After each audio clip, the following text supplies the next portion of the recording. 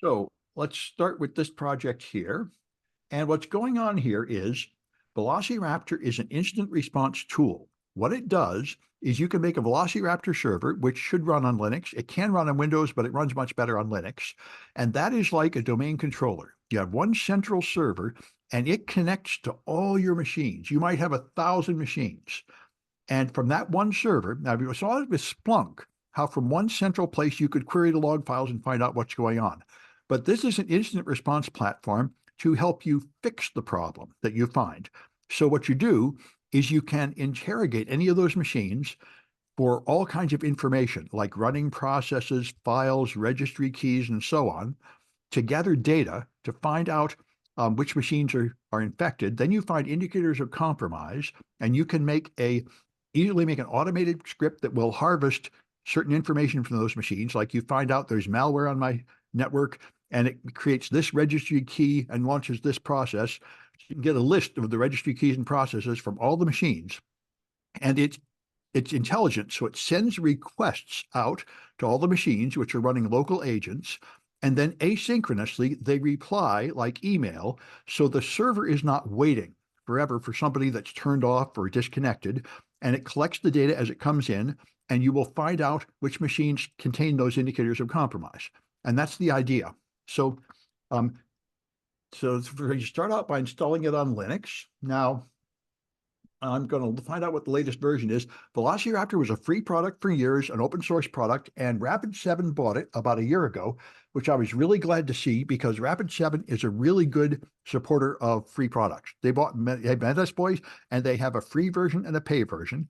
And so I imagine at some point there will be a free and a pay version of Velociraptor, but so far they just still seem to be developing only the free version, which is fine with me. The free version is very good. So we're up to 0.72. All right. And so here are some of the assets. So there are versions of it for every operating system, and the server and client use the same executable. So here's Darwin. I could install it directly on a Mac, either a ARM-based Mac or an AMD-based Mac. That would be one way to go. In this case, I want to put it on my Linux machine, so I want this one, Linux on an Intel processor. Actually, yeah, I'm on an ARM processor because I'm running this on my Mac M1, but I found out this one works, which I think means it's running through the translation engine Rosetta. The Mac M1 has a engine, so it can run Intel-based software. So this is the link that points to the right version of the software. So I'll be using a recent version, which is, I'd like to use the newest one if possible. Sometimes the new one has bugs I need to avoid, but I don't think it does this time. So here I'm on a Linux machine, and I have a Velociraptor directory, so I'm just going to delete it. That's going to be the previous one I installed in previous demos. Okay, and now I'm going to go through here. Okay, so I make a directory for Velociraptor, and I go in there, and then I get the Linux version. So it's wget, and the stuff in my clipboard, that's the URL to get the Linux version of it. It's not very big. There it is. Now I make it executable. And then I run config generate.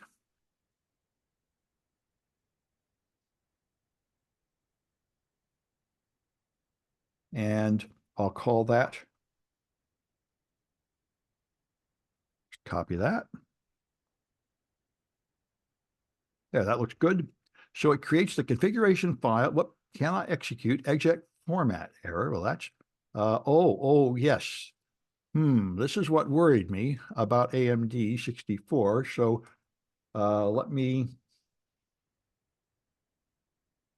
maybe I do need to find Linux ARM versions. Let's see. It may be that I need to go to a previous version to find a Linux ARM, like 0.71. They don't always have every version for every type of asset for every version. So let's see. Oh, there is a Linux ARM. Okay, Linux ARM 64 exists. This is the one I should use. Okay. It's on the Mac M1 directly. There's a translator, so you can run Intel-based software, but not on this Debian. This Debian on ARM only speaks ARM. So I copy the link address, I remove this thing I've already got that's wrong. Let's see. I think I probably just want to delete everything here. Yep. So I want to W-get this one. Okay. Now show mode plus executable for the velocity after thing. Okay, now I run it. Config generate. And I'll get the rest of the commands here. velociraptor.config.yaml. Okay. There, that looks better. And it works. Okay. Now I'm going to need the IP address of my server. This is going to be the command and control server. All my client machines in my network are going to phone home to this Linux server to receive commands from Velociraptor. So there's my IP address. It's 192.168.0.36, and it's at the top of this little window anyway. I don't really need to write that down. So now I edit the config file, and you cool people probably know how to use VI or something. I can never do it. I use Nano because I'm a wimp. All right. And so in here, you have to replace 127.0.0.1 with the right IP address, and you have to replace localhost with the right IP address. I don't know why they did it this way, but they did. So in Nano, it's Control WR to search and replace. And it's 192.168.0.36. And there's going to be two of these. And then I got to do it again to replace 0000 or 127.0.0.1, right? There with 192.168.0.36. This is important. Otherwise, when you make a client to put on the clients, it won't know how to phone home. It needs the IP address of the command and control server to be able to phone home. And there's 3 of those. Okay, so once you've made those 5 replacements, you can save the file. And now I'm going to create a user. There has to be a user account for Velociraptor. So I'm not going to copy that because it would be the wrong version. I'm going to copy all the rest of it and put it in after I put in the current Velociraptor executable. There, then goes this stuff. Okay, so this is going to go to the configuration file from my local configuration file I just edited and create a user named admin with the role of administrator. And now it wants a password, so I type in a password I can remember. And now we're ready to go. Now I just run the Velociraptor server. So again, I run the executable, which is different for this ARM, and then I use the same configuration I just made, and I run the front end. And I run it with verbose turned on because I like to be able to see what's going on. There. All right, and see, now it's ready. And so here, this is a thing to understand. The GUI is ready to handle requests on port 8889. So that's going to be something I can do for my browser here. So I can just copy this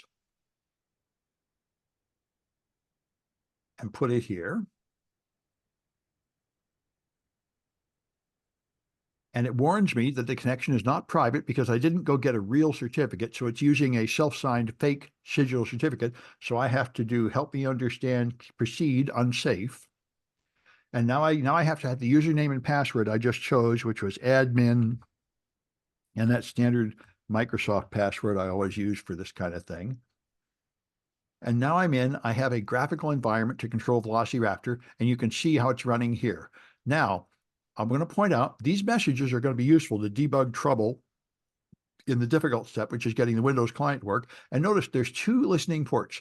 Port 8889 is listening for the GUI to control it, and port 8000 is listening for signals from the clients. When you install an agent on an endpoint, it will phone home to port 8000 here. So you have to make sure your firewalls and everything allow that. So now I'm going to try my Windows machine here. I don't think I need to log in. I think I should be able to connect here.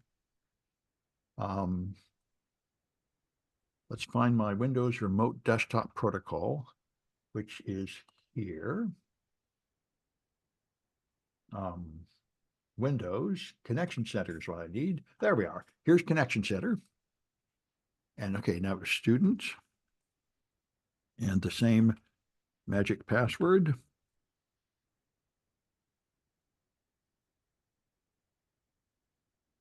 All right. Now I have an old Velociraptor agent running on this Windows machine I need to remove. So I think a administrator PowerShell window would help. And then let's take a look at the services panel to make sure I know what I'm doing. Here's services. I'm going to have a service running in the background all the time on this machine connecting to the Velociraptor server. And that service is named Velociraptor. And I'm just here to make sure that it's not, doesn't have some funny other name. Sometimes that happens. No, service name is in fact Velociraptor. Okay. So I should be able to delete it here with SC delete.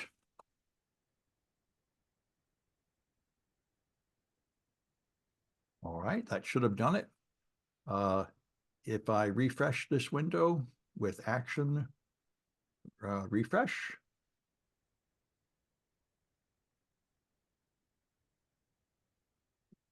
Could have fooled me. Can I stop it? That's disturbing. Can I delete it now?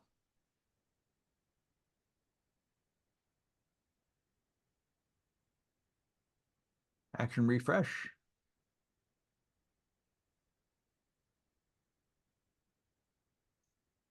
Right, the kind of thing I'm sort of unfortunately used to at Microsoft. We'll see if this works. Anyway, I'm going to try and get an agent to run on there.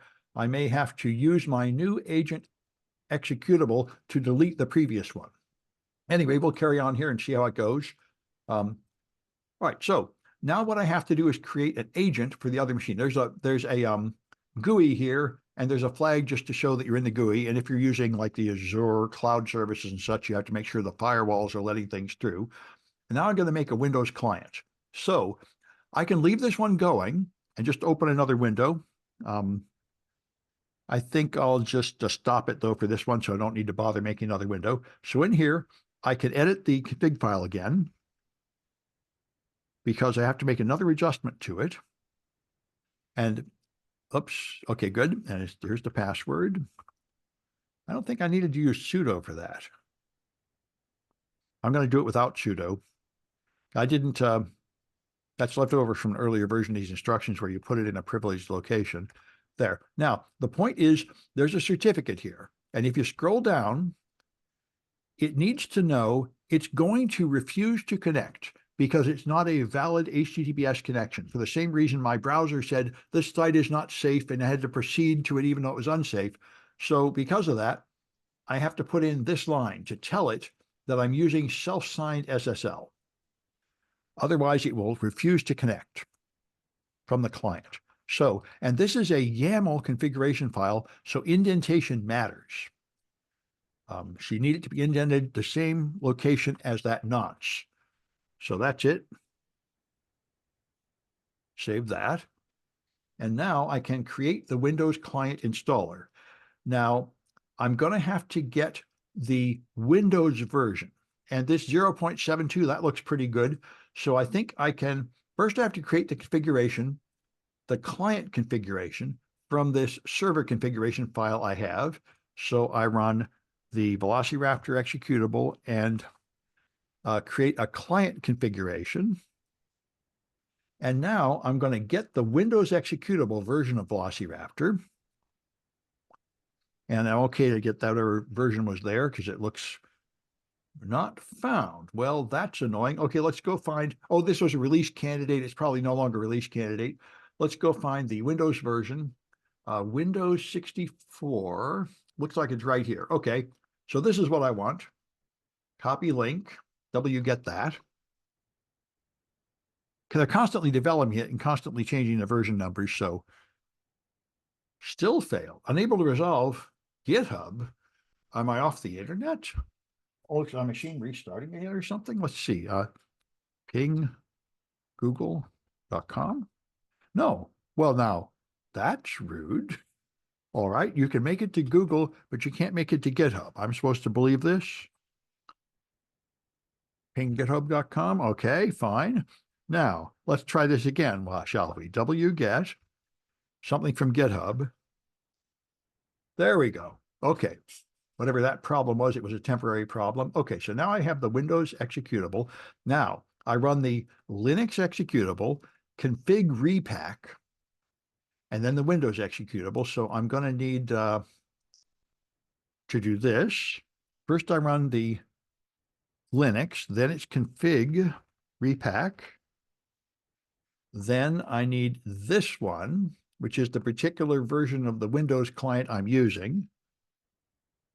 There, I'm going to take the Windows generic client and I'm going to add to it, create using client config.yaml, make a repackaged Velociraptor. And I see that I missed a part earlier. I needed to have a .exe after the word repack. So I'm going to put that in. And if I piece together this command correctly, it's going to work. I had to make two substitutions. The first part had to be the right Linux executable, and the second part had to be the right Windows executable. And it looks like it worked. So now if I do an ls-l, I'll see I have the Linux executable, I have the Windows executable, generic, and now I have a repackaged Windows executable, which includes my client configuration in it, so it knows how to phone home. So now all I have to do is get that machine onto my Windows box. And that has become much easier since the dawn of PowerShell. Now that we have PowerShell, we have Linux commands here. So if I go to PowerShell, I don't need to be an administrator for this. Well, I guess it won't hurt. Let's get to the desktop, which is users, student, desktop. Actually, yeah. All right. Now I can do SCP. I want to connect to Debian, is the name of the user, at my Debian address. 36, I think. Yeah. And then it's colon. And you treat it like a drive. So it's this path here. I can do pwd. Home Debian Velociraptor is the path to the object I want to copy. And the name of it is repackaged velociraptor.exe. It's really great that they finally put this stuff in PowerShell. So that will fetch it and put it in the current directory. And it'll ask me to approve the connection and then give the Debian password. And there we go.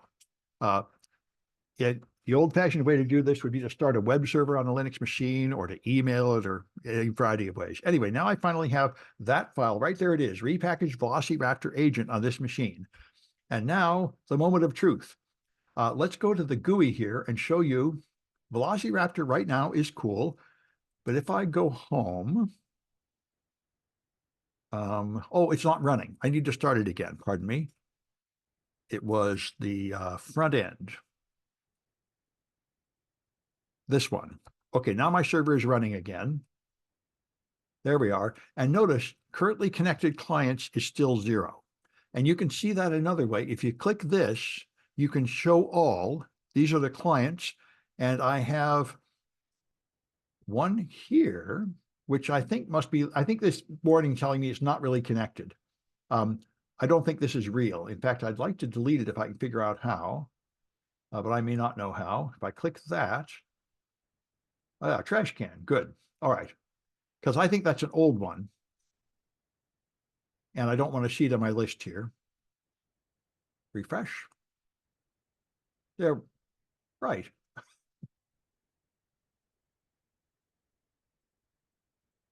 Well,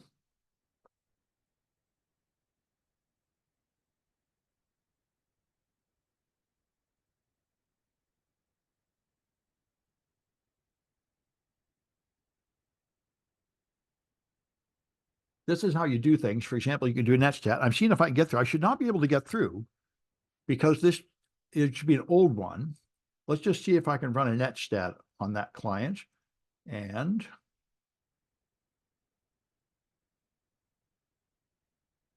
right here it is trying to get through.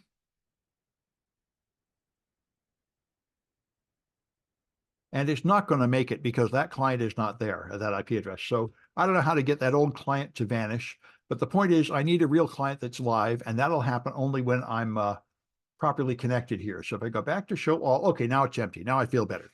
There's nobody connected now. When I start the client on the Windows machine, it should connect. And the command that does that is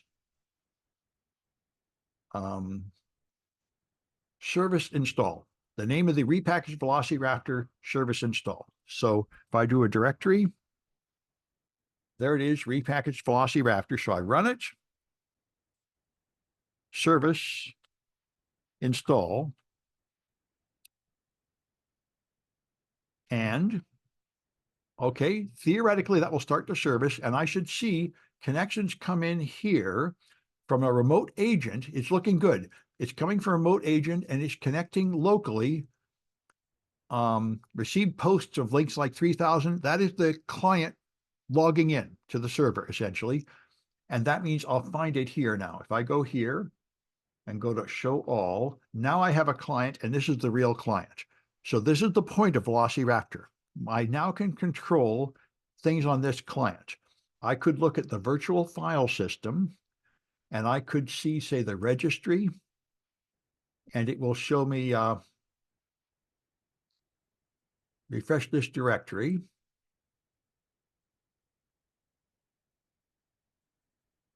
And so here's the root registry keys. And there is some way to get them to show over here, which I have forgotten how to do. Maybe click this. Recursively, I really don't want to do that. Anyway, you can dig through things here. It's possible, although it's a little clumsy. I don't remember what you have to do to make the thing show up over here. But there's a way to dig through the file system and the registry and see things here. But this is a miserable way to get data, and I never really do it this way. The way I really do it is, we go back to all, connect to this machine, is this one, collected. This is what's awesome about Velociraptor. It has pre-built scripts that will harvest any kind of data you want from the endpoint. So like I tried before, I can do netstat, for example, netstat to see the current network connections on that machine. And when I launch this, see, it has an hourglass showing it's working, and now it's done. So when I click on that, the results show up here, and you get the network connections from that machine. And of course, one of them will be connecting to my command and control server on port 8,000. So I guess it's going to be, oh, there's many pages. Let's show 50 per page. And this is the remote address, remote port. I want to look at the remote port. Here it is, 8,000. So there's the connection from the Velociraptor service connecting to my remote machine, my Linux machine on port 8,000. And there are other connections too. So I can now harvest information from that other machine as needed. And there are tons of these pre-made scripts to do anything you want. I've never had to write my own or modify them. The stuff there is good enough for real forensic investigation, real instant response, which is very much the same thing. So there's some flags defined here, and the agent name, here's the virtual file system, registry, and so on. And here you can collect an artifact, which I think is netstat again.